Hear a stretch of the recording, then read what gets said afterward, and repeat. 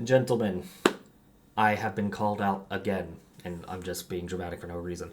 So Hink made a hot takes video, having the community post their hot takes, and obviously strain rate came up, and Hink kind of agreed that strain rate is kind of useless and hard to measure and overcomplicates things.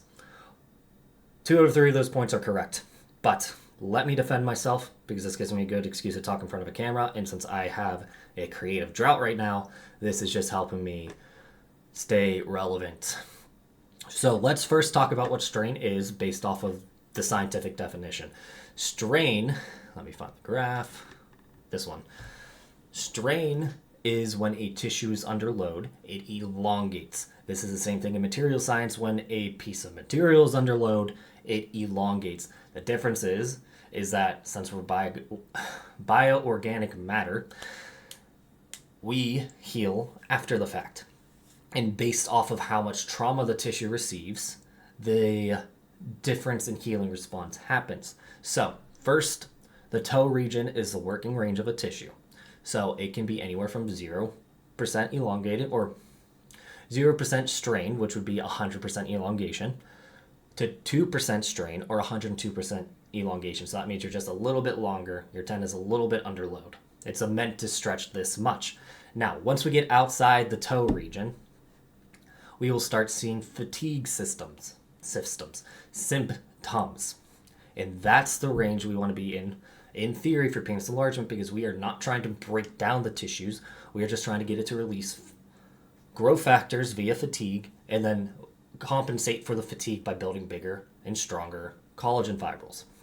And that's what's actually going to lead to elongation, is the hyperplasia and hypertrophy of these collagen fibrils in the tunica albuginea. So that range is shown to be 4 to 6%, as it says in this figure. Between 40%, see, I can't read. If the strain is less than 4%, it will return to its original length when unloaded. Between 4 to 8% of the strain per collagen fibrils begin to slide past one another as the cross-links start to fail. The cross-links are what basically bind the collagen fibrils together, which results in microscopic failure. And that's when they won't return to their normal shape. Therefore, if we can stretch our penis at least 4% during a session, it will grow. Like, it is a scientific fact.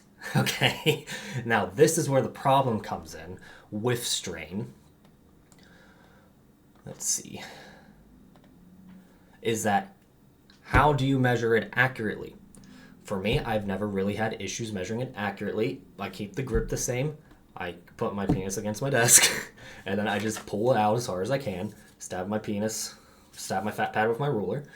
I don't stab my penis, at least not in this context, and pull, wait 10 seconds, whatever length I am is the length I've hit. Now, this is for fatigue rate. For strain rate, we'll touch on fatigue rate in a second.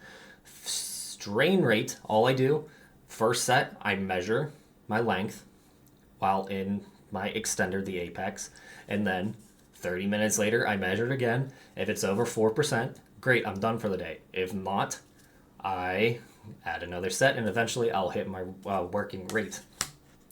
Now, just to clear things up, I said fatigue rate. Fatigue rate is what I call the phenomenon that your tissue is longer after your session.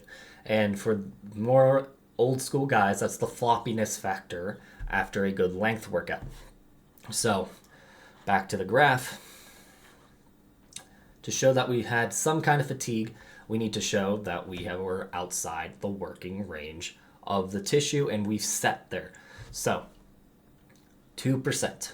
So, we need to be 2% longer after our session, granted that you don't have any stress contraction. So, there's an issue, particularly with heavy hangers and just uptight people. I've noticed that after a session, their pelvic floor contracts, and that kind of causes their penis to contract along with it. So they will not see this 2% strain or fatigue, So they won't see this 2% fatigue.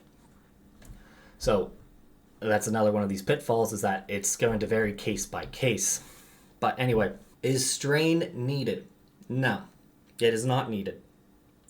All I did was I just found a research study that proves elongation of collagen fibrils leads to changes in shape.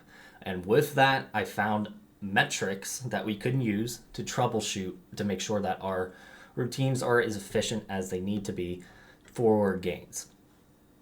Now, I have gained to 2 inches with just this black box testing for penis enlargements. I would stretch my penis, and if it grew a month, great. What I was doing was working. But with this, I don't really have to worry about getting adequate strain, is that all I was saying. One of the criticisms was measuring. It is hard to measure with accuracy. I tend to disagree, but then again, I've kind of perfected this as I did this day over day for like a 6-week period. So I got pretty consistent with how to measure. For me, all I do, put my penis on my desk. This is for fatigue rate. I put my roller in my fat pad. I stretched my penis first, then put the roller in the fat pad, pulled for 10 seconds, and that was going to be my before and after session length. It was going to be exactly the same day to day. Hank was concerned about fluctuations between sessions that could potentially alter it, but we're only talking about in the instance. So the worries of hydration, for example, would not really matter, because if there's a 3% delta in your fat pad size, it would be covered since it's going to be the same size before and after session, unless you did it in the sauna. But I really doubt most of you are going to be doing PE in the sauna. Now, can a normal person do this accurate measuring? More than likely with practice, right? My biggest issue with measuring it was that my hand would start to slip. So I figured out a grip for myself where my hand would not slip. And that was it. That was my only issue. Since I could not change the angle I was measuring since I was against the desk, and since my fat pad was relatively constant day to day, I did not have any issues. I could see new guys having issues, and that's why I don't really tell them to worry about strain, particularly in my book, until about month 6. Because then we can actually kind of hone in their routines to be specific to their bodies. But yeah,